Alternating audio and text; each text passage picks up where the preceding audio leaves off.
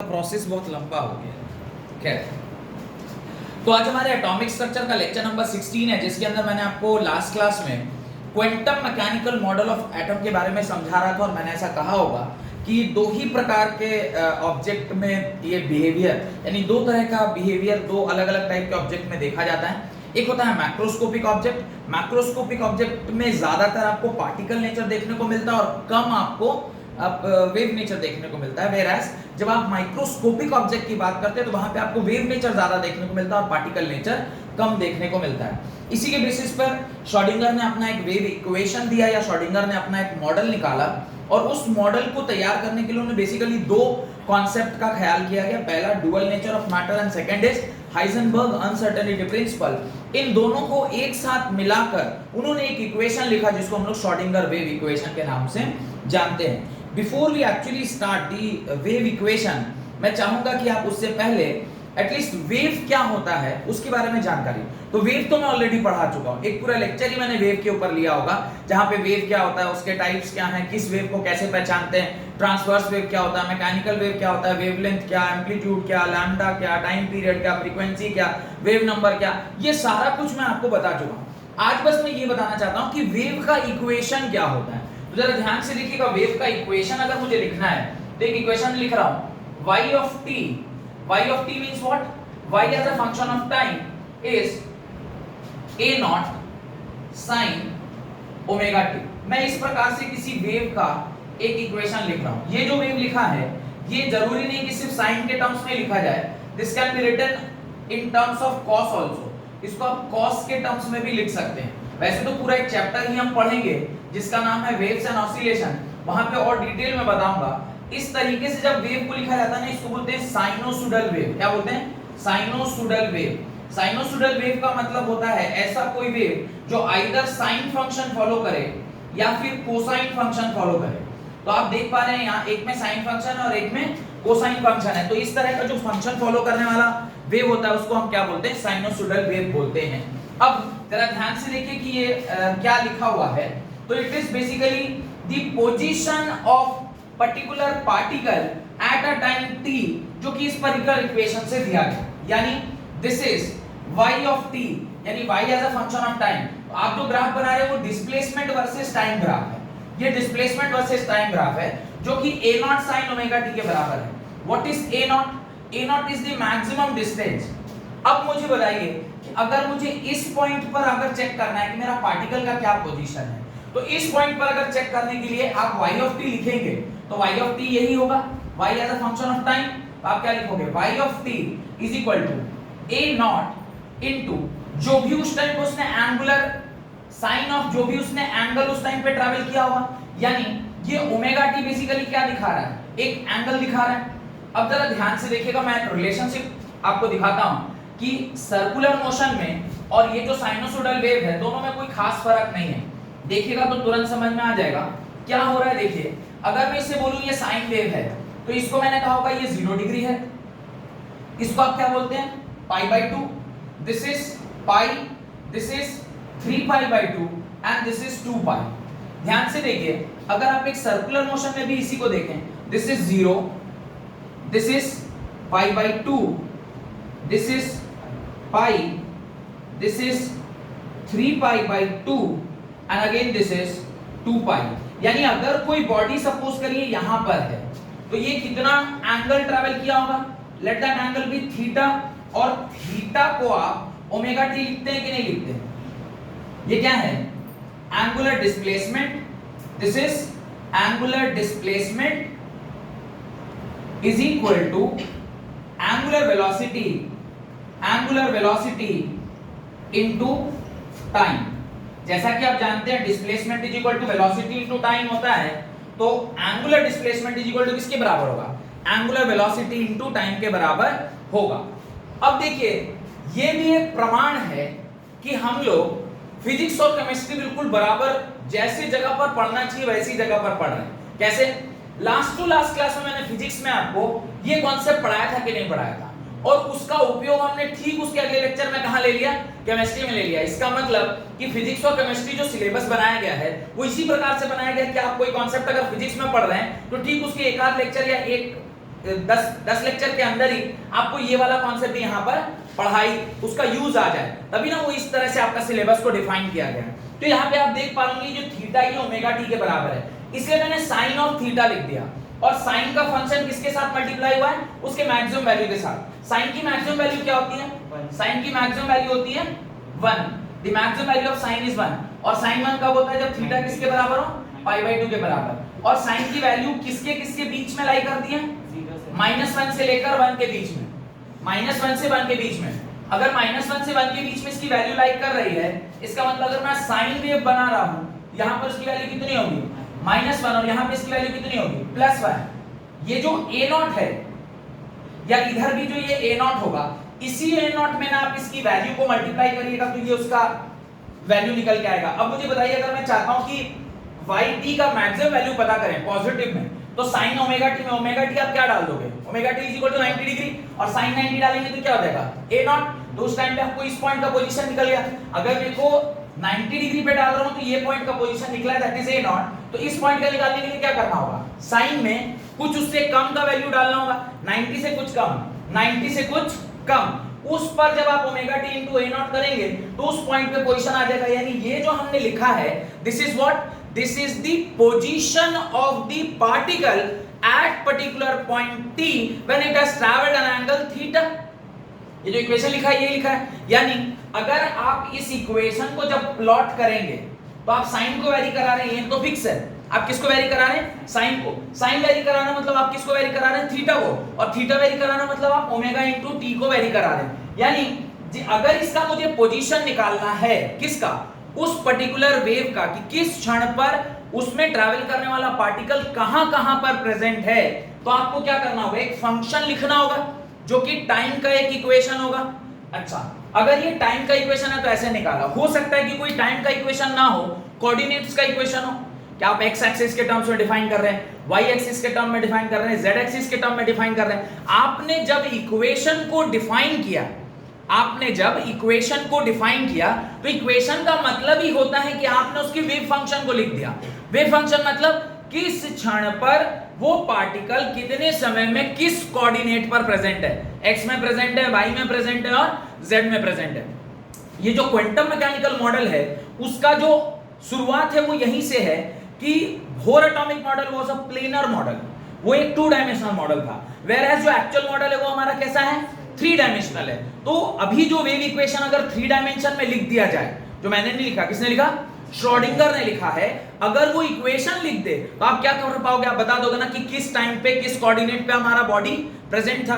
तो ये एक बेसिक आइडिया मैंने दिया कि वेव का इक्वेशन क्या रिप्रेजेंट करता है।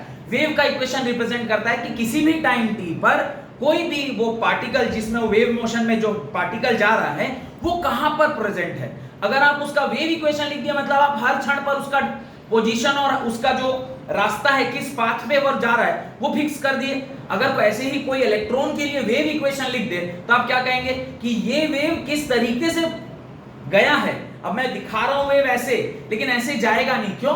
क्योंकि ये तो आपने yt = a0 sin omega t के लिए ये वाला पाथ है, पर जो वेव इक्वेशन अभी मैं लिखूंगा उसमें ऐसा कोई भी फंक्शन नहीं है। लेकिन मुझे समझ में आना चाहिए कि जैसे कि मैंने इसके लिए एक वेव इक्वेशन लिखा तो ये रास्ता मुझे ऐसे डिफाइन हुआ, ठीक उसी प्रकार से कोई भी वेव इक्वेशन अगर कोई लिखता है तो जिस भी पार्टिकल ये लिखा गया वो किस रास्ते होकर जा रहा है ये मुझे पता चल जाएगा। उससे हमें श्रोडिंगर ने क्या किया, किसी भी इलेक्ट्रॉन का क्या इक्वेशन है, किस रास्ते होकर वो जा रहा है, उसका एक उसने क्या लिख दिया, इक्वेशन लिखकर दिखा दिया। तो पहले आप ये सारा चीज अपनी कॉपी में लिख लें, सो दैट कि ये बेसिक है। उसके बाद फिर मैं इक्वेशन लिखाता हूं। तब तक मैं 1 मिनट देख लेता हूं कि लेकिन in the year 1927, in the year 1927, Erwin Schrödinger gave the following three-dimensional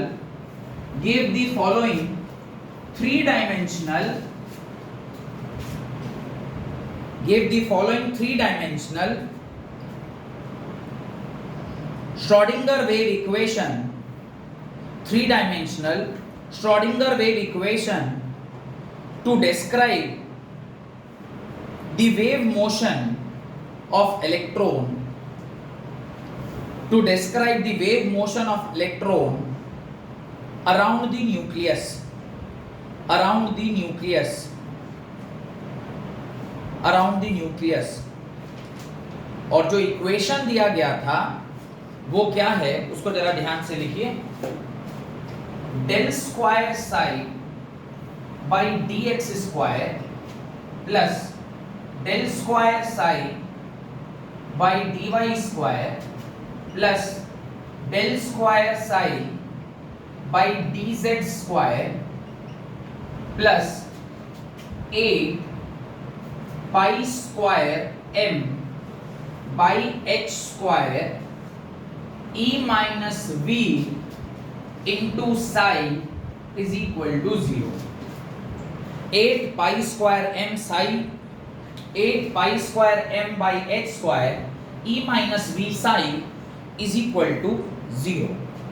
इस प्रकार से एक बड़ा सा इक्वेशन जो कि x कोऑर्डिनेट, y कोऑर्डिनेट और z कोऑर्डिनेट, आप देख पा रहे होंगे x भी है यहाँ पे, y भी है और z भी है. ये उस पर्टिकुलर पाथ ऑफ इलेक्ट्रॉन या wave motion, path of electron या फिर वेव मोशन या फिर पाथ ऑफ इलेक्ट्रॉन को दर्शाता है. और पाथ ऑफ इलेक्ट्रॉन को दर्शाता है किसी भी एटम के लिए. Path of electron for an atom. एक एटम के लिए वेव मोशन या पाथ ऑफ इलेक्ट्रॉन को 3 डायमेंशनल स्पेस में, ये कहां दिखाई दे रहा है 3D स्पेस में. और जैसे ही 3D स्पेस आया वैसे ही मुझे समझ में आना चाहिए कि 2D का जो ड्रॉबैक था वो यहां पर क्या हो रहा है, कंप्लीट होता मुझे दिखाई दे रहा है, क्योंकि यहां पे 3 डायमेंशनल स्पेस में सारा चीज देखा जा रहा है. Where psi is a wave function of space coordinate, where psi means जो फंक्शन यहाँ पे लिखा हुआ है psi, psi माने psi is a wave function of space coordinate, wave function of space coordinate x y z represents the amplitude of electron wave. X y z represents the amplitude of electron wave, amplitude of electron wave. H is the Planck constant. H is the Planck constant जिसकी value मेरे ख्याल से आपको पता है z is equal to 6.626 into 10⁻⁻34 joule second और h की value 6.626 into 10⁻⁻37 kilo joule second. ये इस प्रकार से आपका वैल्यू दिया गया है. m is mass of electron. m is mass of electron. m is mass of electron. ये इनवर्स डालिएगा, जूल इनवर्स है ना. सेकेंड ये इधर आया, न्यू गया, सेकेंड इनवर्स नहीं हुआ, जूल सेकेंड ही हुआ. Next m is mass of electron. Mass of electron में ख्याल से आप जानते होंगे कितना होता है. me is 9.11 into 10⁻⁻31 kg. me is mass of electron. E, capital E is permissible total energy which the electron can have,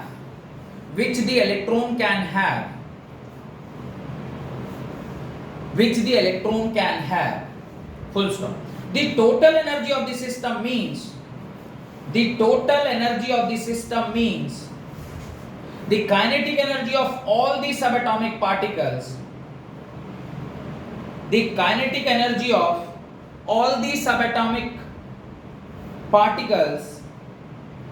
comma, attractive potential between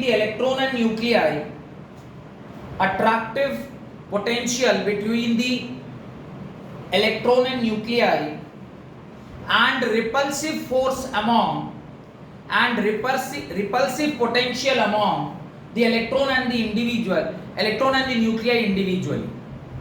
Attractive potential between the electron and nuclei and repulsive potential among the electron and nuclei individually.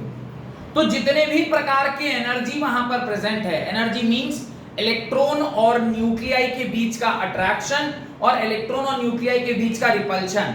अब आप कहेंगे sir repulsion कहां से आएगा, attraction होना चाहिए. Nucleus और electron के बीच में तो हमेशा अट्रैक्शन होना चाहिए. रिपल्सिव फोर्स कैसे आएगा? When the distance is very small, in that case nuclear force comes into existence. Electrostatic force और न्यूक्लियर फोर्स दो तरह के फोर्स होते हैं. एक फोर्स होता है जो आपके इलेक्ट्रॉन और प्रोटॉन्स के ऊपर या इलेक्ट्रॉन और न्यूक्लियाई के अंदर सिर्फ और सिर्फ अट्रैक्टिव काम करेगा बिकॉज इलेक्ट्रोस्टैटिक फोर्स वहां पे काम कर रहा है. But there is a different force called as nuclear force which is very strongest force in its range.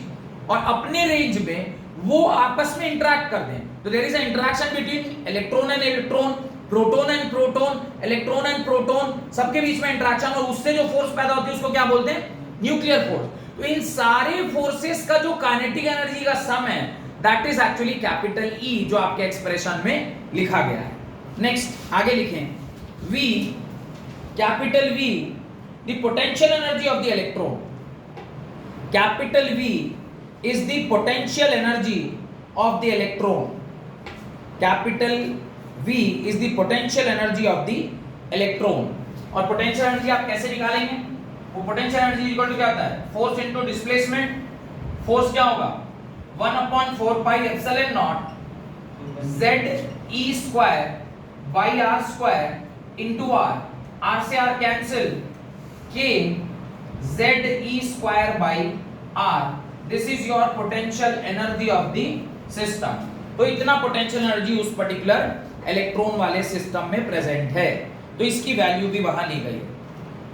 Full stop. यहां तक आपको जो जो इसमें एक्सप्रेशन में यूज टर्म थे वो आपने लिख लिया. अब आप लिखना स्टार्ट करें. When this equation is solved, अब आप क्या कर रहे हैं? इस इक्वेशन को सॉल्व कर रहे हैं.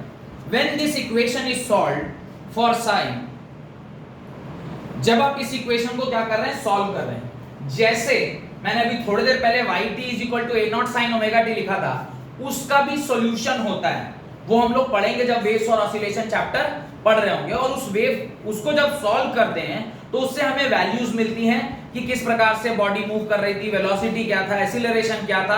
आप उस इक्वेशन से सारा चीज निकाल सकते हैं. किसी भी पर्टिकुलर पॉइंट पे उस बॉडी का एक्सीलरेशन क्या, किसी भी पर्टिकुलर पॉइंट पे उस बॉडी का वेलोसिटी क्या, किसी भी पर्टिकुलर पॉइंट पे उस बॉडी का डिस्प्लेसमेंट क्या, किस जगह पर प्रेजेंट है, ये सारा चीज हम लोग क्या कर सकते हैं? निकाल सकते हैं. जो कि इसी साल last chapter waves and oscillation में आपको सॉल्यूशन उसका कराऊंगा. जैसे वो एक इक्वेशन है वैसे ये भी एक वेव का इक्वेशन है. तो इसको भी सॉल्व करेंगे. पर ये सॉल्व करना थोड़े पे हमारे डिफिकल्ट है क्योंकि हम बहुत सारी चीजें नहीं जानते. जैसे लाप्लास थ्योरम नहीं जानते हैं, जैसे हम जो double derivation in terms of all the three coordinate. आप सिंगल वेरिएबल जानते हैं, आइदर x का फंक्शन हो, थीटा का फंक्शन हो, टाइम का फंक्शन हो. सिंगल वेरिएबल का आप डिफरेंशिएशन जानते हैं, पर तीन वेरिएबल का डिफरेंशिएशन भी आप नहीं जानते. बीटेक सेकंड ईयर में सिखाया जाता है. जो आप गलती से इंजीनियर बनने जाएं अगर, तो उसके सेकंड ईयर में वहां पे आपको ये सारी चीजें, इसका सॉल्यूशन, लाप्लास थ्योरम क्या है, लाप्लास वैल्यू क्या होती है, बहुत सारी चीजें वो आप सब कुछ सीखेंगे. तो इस तरह के कॉम्प्लिकेटेड इक्वेशन का सॉल्यूशन लिखेंगे जहां पे ट्रिपल इंटीग्रेशन तक भी यूज होता है in order to solve this. एक इंटीग्रेशन नहीं, ट्रिपल इंटीग्रेशन, 3 टाइम इंटीग्रेट करते हैं. तो ऐसे जब हम लोग इसको सॉल्व करेंगे तो हमें उसका आंसर मिलेगा. आंसर क्या मिलता है वो मैं आपको समझा सकता हूं. कैसे मिलता है मेरे लिए समझाना मुश्किल है क्योंकि ये सब चीजें भी आप नहीं पढ़े हैं. तो ये मैथमेटिक्स में आपको पढ़ाया जाता है जब आप एमएससी फाइनल ईयर में होते हैं, BSc final year mathematics subject लेकर पढ़ते हैं तो उधर भी आपको पढ़ाया जाता है. तो वहां पे जब पढ़ाया जाए या बीटेक में पढ़ाया जाए तो वहां पे आप इसे सीख सकते हैं किस तरह के कॉम्प्लिकेटेड इक्वेशन का सॉल्यूशन आप कैसे निकालते हैं. इसके लिए बहुत टेक्निक्स है जो आप बड़े होंगे तो सीखेंगे. जैसे मैं एक छोटा सा टेक्निक बताता हूं. आपने डिटरमिनेंट मैट्रिक्स का नाम सुना होगा, आपने उसको सॉल्व करने का तरीका सीखा होगा. अगर आप मैथ्स के स्टूडेंट हैं तो डिटरमिनेंट मैट्रिक्स कैसे सॉल्व करते हैं उसका एक तरीका है. वो तरीके से ही आप डिटरमिनेंट मैट्रिक्स सॉल्व करते हैं. अगर कोई ना बताए आपको और क्लास 7th 8th के या 9th के बच्चे को या मैं बोलूं 10th के स्टूडेंट को आपको बोल दे भाई इस मैट्रिक्स का वैल्यू निकालो या इस डिटरमिनेंट का वैल्यू निकालो, आप खुद ही याद करिए जब आप 10th क्लास में थे और आपको बोल दे इस डिटरमिनेंट को सॉल्व कर दीजिए या एक डिटरमिनेंट का इनवर्स निकाल लीजिए, क्या आप निकाल पाते? आपके लिए निकालना असंभव था क्योंकि उस टाइम आपको इसका कोई जानकारी नहीं था। ऐसे ही 12th क्लास के लेवल पे अगर कोई कहते कि इसको सॉल्व करके बताओ, नहीं बता सकते क्योंकि इसको निकालना थोड़ा सा डिफिकल्ट है। तो आपको क्या करना होगा, पहले अपने आप को उतने मैथमेटिकली स्ट्रांग करना होगा, तब जाके आप उस लेवल में आएंगे जो इसका सॉल्यूशन आप निकालने के हालत में होंगे। तो वो कैसे वाला पार्ट इसलिए मैं छोड़ रहा हूं, क्या सॉल्यूशन है उसको ध्यान से देखते हैं। When this equation is solved for psi, when this equation is solved for psi, three integers n, l and m were obtained. n, small n, small l and m were obtained. These integers are called quantum numbers. These integers are called quantum numbers. तो आगे चल के हम लोग इसके बारे में और डिटेल में पढ़ेंगे और फिर देखेंगे कि कैसे ये क्वांटम नंबर किसी भी इलेक्ट्रॉन या प्रोटॉन का कैसे पोजीशन, इलेक्ट्रॉन का कैसे पोजीशन डिफाइन करता है। तो ये n जो होता है उसको बोलते हैं प्रिंसिपल क्वांटम नंबर, l जो होता है उसको बोलते हैं एजिमुथल क्वांटम नंबर, m जो होता है उसको बोलते हैं मैग्नेटिक क्वांटम नंबर, और बाद में चल के एक स्पिन क्वांटम नंबर जैसा भी कॉन्सेप्ट मैं आपको पढ़ाऊंगा। तो लिखिए n, l and m were obtained. These integers are called quantum numbers. For system like atom or molecule, आगे लिखें, for system like atom or molecule, energy of which do not changes with time, for system like atom or molecule, energy of which do not changes with time, the Schrödinger wave equation may be written as h psi. h psi किसको बोलते हैं मैं अभी बताता हूं। What is h psi? h of psi इसको बोलते हैं Hamiltonian operator, h of psi। अभी सिर्फ नाम ही ध्यान रखना है, अभी आप ये सब थोड़ा कॉन्सेप्ट आपके ऊपर से ऊपर है। जैसे आप एक ऐसा ऑपरेटर का नाम मैं आपको बोलूं जो ऑपरेटर आप नहीं पढ़े होंगे, कोई भी एक ऑपरेटर ऐसा जो आप जानते हो अभी तक के लेवल पे, you don't know any operator, आप कोई भी ऐसा ऑपरेटर नहीं है जिसके बारे में आप जानते हो कि वो ऑपरेटर लगा के आप काम करते हैं। लेकिन अगर बाय चांस आप सेमीकंडक्टर चैप्टर की बात करें जो कि 12th क्लास के लास्ट में पढ़ते हैं, तो वहां पे आप ना XNOR, XOR कुछ गेट्स के बारे में पढ़ते हैं, तो वहां पे भी हम ऑपरेटर लगाते हैं, वहां पे भी आप ऑपरेटर लगाते हैं, और operator, and operator, nor operator, XOR operator, तो वो ऑपरेटर्स लगते हैं। तो अभी आपके ऑपरेटर भी आपके लिए थोड़ा सा ऊपर का कॉन्सेप्ट हो गया, इसलिए अभी आप ऑपरेटर भी नहीं जानते। ऐसे एक ऑपरेटर होता है जिसको बोलते हैं हैमिल्टनियन ऑपरेटर, उसी को H से डिनोट किया गया। लिखिए उसमें क्या लिखा है बताइए तुम। h psi is equal to the Schrödinger wave equation may be written as h psi which is equal to E psi। ये h psi किसके बराबर होगा? E psi के बराबर होगा, where this h is mathematical operator, where this h is mathematical operator known as Hamiltonian operator, Hamiltonian, Hamiltonian operator. The value of E and psi are obtained. The value of E and psi are obtained. The value of E and psi are obtained from the solution of Schrödinger wave equation. From the solution of Schrödinger wave equation. तो ये जो Hamiltonian operator जब आप इसमें use करेंगे तो E और psi की वैल्यू आपको पता चलती है, जिससे कि आप N, L और M की वैल्यू कैलकुलेट कर पाते हैं। हेडिंग डालें hydrogen atom and Schrodinger wave equation. तो अभी जो सिंपली मैंने लिखवाया है, जो अभी तक जो भी लिखवाया है, दैट इज सिंपली कि श्रोडिंगर ने वेव इक्वेशन दिया। वेव इक्वेशन क्या थी? तो ये बड़ी सी इक्वेशन वेव इक्वेशन है। इसके एक एक टर्म का क्या मतलब है मैंने आपको बता दिया। इस वेव इक्वेशन को जब आप सॉल्व करते हैं with the help of Hamiltonian operator, तो आपको N, L और M की वैल्यू मिलती है। These all are quantum numbers. N is principal quantum number, L is azimuthal quantum number and m is magnetic quantum number. इतनी जानकारी अगर आपको अभी के लेवल पे हो गई है, इससे ज्यादा आपसे कोई सवाल इसके ऊपर नहीं पूछा जाता। एक एक टर्म का मतलब क्या है आपको समझ में आ गया, और इसको सॉल्व करके हम क्या पाते हैं, इसको सॉल्व करके हम इसका सॉल्यूशन पाते हैं। तो what are the quantum numbers? The quantum numbers are the solution of the Schrodinger wave equation. ऐसे अगर कुछ ऑब्जेक्टिव क्वेश्चन आता है तो आप उसको टिक मार सकते हैं। अभी इस इक्वेशन को सॉल्व करके हम हाइड्रोजन एटम को बनाना है। अल्टीमेटली हम लोग आज भी जो मॉडल पढ़ रहे हैं वो बेसिकली पहले सिंगल इलेक्ट्रॉन सिस्टम पे पढ़ते हैं, फिर धीरे धीरे उसको हम लोग क्या करते हैं, मल्टी इलेक्ट्रॉन सिस्टम पर लेकर जाते हैं। तो वहां लिखिए hydrogen atom and Schrodinger equation. First point, the solution obtained by solving the Schrodinger wave equation for hydrogen atom indicates the solution obtained by solving the Schrodinger wave equation for hydrogen atom indicates possible energy state or energy levels that an electron can occupy. The solution obtained by solving the Schrodinger wave equation for hydrogen atom indicates possible energy state or energy levels that an electron can occupy. अभी आपने भोर ने बताया था कि कहीं भी electron नहीं रह सकता, इलेक्ट्रॉन एक फिक्स्ड ऑर्बिट में रहता है। अभी ऑर्बिट से भी हम आगे बढ़ रहे हैं और अब कह रहे हैं ऑर्बिट में भी नहीं रहता है इलेक्ट्रॉन, इलेक्ट्रॉन रहता है एक ऑर्बिटल में। वो ऑर्बिटल किस एनर्जी से निकलेगा, उस एनर्जी किस एल और एन और एम की क्या वैल्यूज होंगी जिस पर वो प्रेजेंट रहेगा, ये हमें कहां से पता चलता है, श्रोडिंगर वेव इक्वेशन के सॉल्यूशन से पता चलता है। Second point, the value showing the energy state are called Eigen value।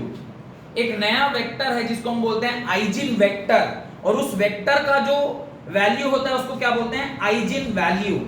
ये लैपलास जब आप पढ़ेंगे, लैपलास थ्योरम, लैपलास के जो कॉन्सेप्ट्स हैं जब आप पढ़ेंगे आगे चल के, अगर बाय चांस आपने बीटेक किया या एमएससी या बीएससी मैथमेटिक्स किया तो वहां पे आपको पता चलता है जैसे आपने नॉर्मल वेक्टर लिया, ऐसे आइजिन वेक्टर करके एक नई चीज आएगी, और वो आइजिन वेक्टर का जो वैल्यू होता है उसको क्या बोलते हैं, आइजिन वैल्यू बोलते हैं। तो कह रहा है the value showing the energy state are called eigen values. वो जो एनर्जी स्टेट है उसको क्या बोलते हैं, आइजिन वैल्यूज बोलते हैं, full stop. The corresponding value of wave function psi, the corresponding values of wave function psi associated with these energy values are called Eigen function, EIGEN, Eigen function। The corresponding value of wave function psi of the electron associated with these energy values are called eigen function. आप इसे क्या बोलते हैं, आइजिन function बोलते हैं। आइजिन function को solve करेंगे तो आइजिन वैल्यूज आती है, उस आइजिन वैल्यूज से ही आपको एन, एल और एम का वैल्यू पता चलता है। तो ये सब बेसिकली सिर्फ एक थ्योरेटिकल कॉन्सेप्ट है, आप तो मैथमेटिक्स नहीं देख रहे हैं, कैसे सॉल्व किया जाता नहीं देख रहे हैं, लेकिन थोड़ा बहुत बेसिक आइडिया दिया जा रहा है कि कैसे आप बता पाएंगे कि ये जो सॉल्यूशन है वो कैसे आया। Next point, the solution of Schrodinger wave equation resulted in The solution of Schrodinger wave equation resulted in quantized energy state, जिसके बारे में भोर ने भी बोला था, पर भोर ने कोई मैथमेटिकल मॉडल नहीं दिया था। क्वांटाइजेशन ऑफ एनर्जी का कॉन्सेप्ट तो भोर में भी था कि तभी कोई इलेक्ट्रॉन एक सेल से दूसरे सेल में जंप करेगा जब एग्जैक्टली उन दोनों सेल के बीच का डिफरेंस उसको प्रोवाइड किया जाएगा। और सेल एनर्जी मैंने आपको पूरा कैलकुलेट करके दिखाया था, -13.6 -3.24, याद आ रहा होगा। तो उन दोनों के बीच का जो एनर्जी डिफरेंस अगर इतना प्रोवाइड नहीं करिएगा तो फिर वो इलेक्ट्रॉन एक सेल से दूसरे सेल में नहीं जंप करके जाएगा। तो ये कह रहा है the solution of Schrodinger wave equation result in quantized energy state characterized by set of 3 quantum numbers, characterized by set of 3 quantum numbers n, जिसको आप बोलते हैं प्रिंसिपल क्वांटम नंबर, l जिसको आप कहते हैं एज़ोमुथल क्वांटम नंबर, m जिसको आप कहते हैं मैग्नेटिक क्वांटम नंबर। तो तीनों लिखिए, n के सामने लिखिए principal quantum number, l azimuthal quantum number, m magnetic quantum number. अभी ये चिंता नहीं करनी है कि सर ये सब क्या है, ये कैसे निकलता है और उसकी वैल्यूज कहाँ से आती है, वो वैल्यूज निकलने के बाद आप उसका इलेक्ट्रॉन कैसे सिचुएट करते हैं, ये सब अभी चिंता नहीं करनी है। पूरा मैं आपको पढ़ाऊंगा कि कैसे एन एम और एल की वैल्यू या एन एल और एम की वैल्यूज को पुट करके आप किसी भी इलेक्ट्रॉन का पोजीशन क्या कर सकते हैं, निकाल सकते हैं। ये मैं आपको बताऊंगा, इसके लिए भी चिंता नहीं करनी। पर आपको ध्यान रखना है कि श्रोडिंगर के वेव इक्वेशन को सॉल्व करते हैं तो 3 क्वांटम नंबर मिलते हैं। वही 3 क्वांटम नंबर को जब आप इधर उधर करते हैं तो उसकी वैल्यूज चेंज करते हैं तो फिर आपको हर एक इलेक्ट्रॉन का एड्रेस मिलता जाता है। तो आगे चल के पढ़ेंगे। Next point, the wave function is a mathematical function, the wave function is a mathematical function comma value of which depends upon the coordinates of the electron in an atom. The wave function is a mathematical function comma value of which depends upon the coordinates of the electron in the atom. तो आप देख पा रहे होंगे कि ये जो wave function दिया है ये किसके ऊपर डिपेंड कर रहा है, तीनों कोऑर्डिनेट के ऊपर, x coordinate, y coordinate as well as the z coordinate के ऊपर ये डिपेंड कर रहा है। And do not have any physical meaning. अब ये चमत्कारी वर्ड देखिए क्या बोला, do not have any physical meaning. What do mean by this? Physical meaning नहीं है मतलब n l और m का कोई फिजिकल एग्जिस्टेंस नहीं है। ठीक वैसे ही जैसे लाइट का इंपैक्ट हमें दिखाई दे रहा है पर क्या मैं लाइट को देख पा रहा हूं? As light is a wave we can not see light, we can see the impact of light. आप लाइट के प्रभाव से मुझे देख पा रहे हैं पर आप लाइट एग्जैक्टली नहीं देख सकते। Can you see the waves of light? You can not see the waves of light. आप लाइट के वेव को नहीं देख सकते। तो लाइट का अपना एक फिजिकल एग्जिस्टेंस नहीं है लेकिन उसके प्रभाव को हम देख पा रहे हैं, क्योंकि लाइट अगर नहीं होती तो फिर यहां अंधेरा होता और अंधेरा ये होता तो कुछ भी हमें दिखाई नहीं देता। तो आप लाइट नहीं देख पा रहे लेकिन लाइट के प्रभाव को देख पा रहे हैं। ये समझ में आ रहा है? ऐसे ही ये n l और m जो 3 क्वांटम नंबर है इससे आप पर्टिकुलर इलेक्ट्रॉन का एड्रेस तो पहुंच जाएंगे लेकिन उस एड्रेस से आप इलेक्ट्रॉन को ढूंढ लें ऐसा जरूरत नहीं, क्योंकि इलेक्ट्रॉन क्या है, वेव नेचर पोजेस करते हैं और वेव नेचर अगर वो पोजेस कर रहा होगा तो वो वेव कैरेक्टरिस्टिक्स में होगा। वेव कैरेक्टरिस्टिक्स में होगा तो वो किसी स्पीड से ट्रैवल कर रहा होगा, आप उसको देख नहीं सकते हैं। इसका कोई फिजिकल क्वांटिफिकेशन नहीं है।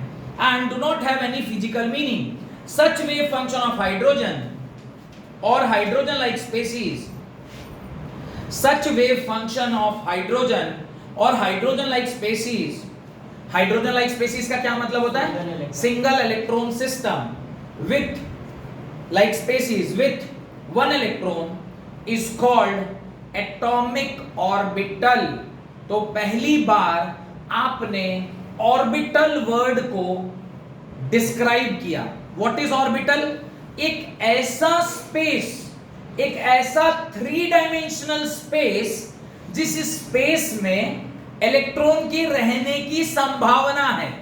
इलेक्ट्रॉन रह रहा है इसकी भी गारंटी नहीं है, इलेक्ट्रॉन रह सकता है उसकी संभावना है। उसको ही हम क्या बोलते हैं? ऑर्बिटल बोलते हैं। एज इफ अगर मैं आपसे पूछूं कि आप अभी कहां पर हैं तो आप कहेंगे मैं एक्स फैक्टर के क्लासरूम में प्रेजेंट हूं। तो एक्स फैक्टर एक फिजिकल स्पेस है, इस फिजिकल स्पेस में आप प्रेजेंट हैं तो आपका पोजीशन क्वांटिफिकेशन संभव है। लेकिन ये अगर कमरा ही वेव से बना हुआ है और उस कमरे में जो रह रहा है वो भी वेव से बना हुआ है तो दोनों का फिजिकल एग्जिस्टेंस का कोई मतलब है नहीं। एक बताया जा रहा है कि लमसम इस इलाके में ही पाया जाता है, प्रोबेबिलिटी है, ये नहीं कह रहे हैं कि यहीं पर मिल जाएगा।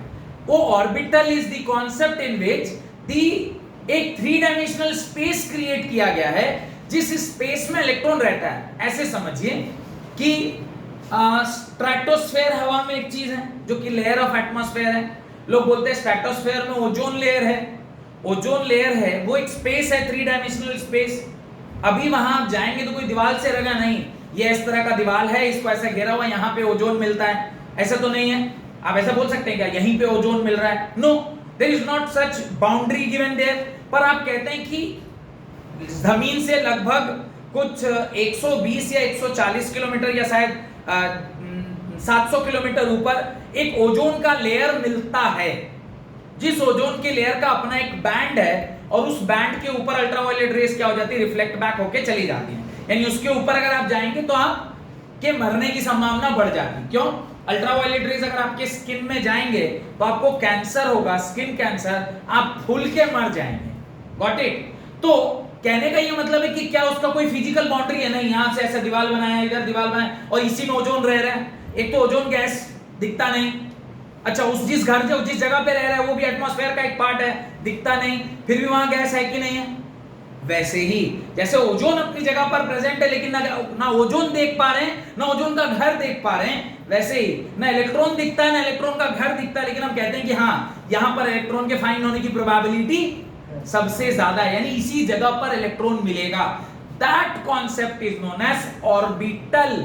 ऑर्बिटल कोई फिजिकल चीज नहीं है कि एक डब्बा है जिसके अंदर आप इलेक्ट्रॉन को डालें, नहीं, वो एक क्लाउड है, एक तरह का एक 3 डायमेंशनल स्पेस है जहां आप ये अज्यूम कर रहे हैं कि यहीं पर इलेक्ट्रॉन शायद मिलता होगा, क्योंकि प्रोबेबिलिटी है तो शायद वर्ड लग जाएगा वहां पे। Got it? तो वो ऑर्बिटल है। तो ऑर्बिटल के लिए कभी ऐसा मत सोचिएगा कि कुछ एक 3 डायमेंशनल स्ट्रक्चर होगा जिसके अंदर इलेक्ट्रॉन रहता होगा, उसका घर है, जैसे आप लोग का एक घर है, ऐसा उसका कोई घर नहीं होता।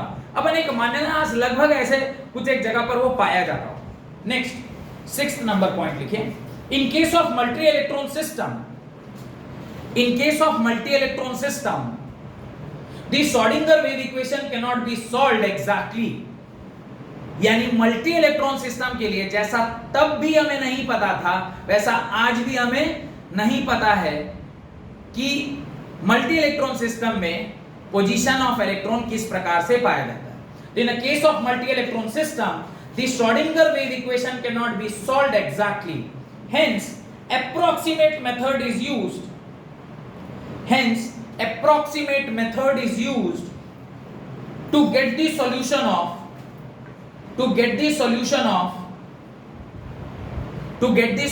Schrödinger wave equation with reasonable accuracy, with the help of modern supercomputers,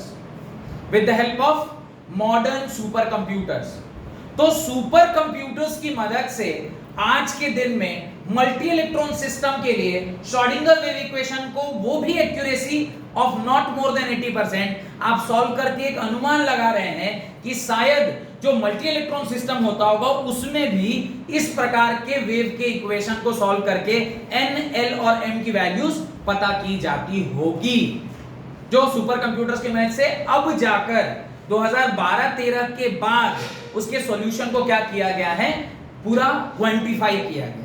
ये बात समझ में आ रही है? हेडिंग डालें, probability picture of an electron, probability picture of an electron और concept of atomic orbital, probability picture of an electron और concept of atomic orbital.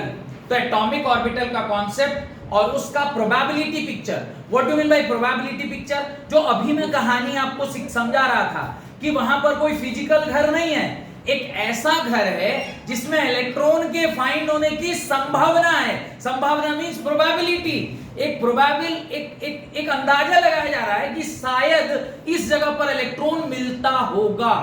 मिलेगा कि नहीं मिलेगा ये भी अभी अनसर्टेन है, क्योंकि वो काफी बड़ा स्पेस होता है। मैं फोटो डायग्राम वगैरह बना के आपको दिखाऊंगा कि एस ऑर्बिटल कैसा दिखता है और वाई ऑर्बिटल जो पी ऑर्बिटल कैसा होता है, डी ऑर्बिटल कैसा होता है, मैं दिखाऊंगा आपको। लेकिन वो एक अंदाजा है कि शायद यहां पर पाया जाता होगा, पाया जाएगा इज अनसर्टेन, आप नहीं। और हाइजेनबर्ग ने यही तो कहा है हम लोगों को कि we can not determine the position as well as the velocity of any electron, because कि आप जब पोजीशन उसका पता करेंगे तो आपको वेलोसिटी नहीं पता चलेगी, वेलोसिटी पता करेंगे तो उसका पोजीशन आपको नहीं पता करता। ये तो उसने कहा है अनसर्टेनिटी प्रिंसिपल, इसलिए उसको कहा गया है। तो ये जो पर्टिकुलर टॉपिक है that is probability picture of an electron और concept of atomic orbital already समझा दिए हैं, अगले क्लास में लिखवाएंगे। And then will write the difference between a orbit and an orbital, orbit और ऑर्बिटल के बीच में डिफरेंस। फिर लास्ट पॉइंट है significance of psi and psi square. ये जो साई है इसका फिजिकल सिग्निफिकेंस क्या है, इसको पढ़ने के बाद will move on to the concept of quantum numbers. Quantum number 4 प्रकार के होते हैं, उसको पढ़ेंगे और ये चैप्टर समाप्त हो जाएगा। और उसके बाद हम लोग अगले chapter that is gaseous state, gaseous state है, व्हाट इज क्लासिफिकेशन, क्लासिफिकेशन है ना, पीरियोडिक क्लास पीरियोडिक क्लासिफिकेशन वाले चैप्टर में चले जाएंगे। बहुत बहुत धन्यवाद आज की क्लास अटेंड करने के लिए।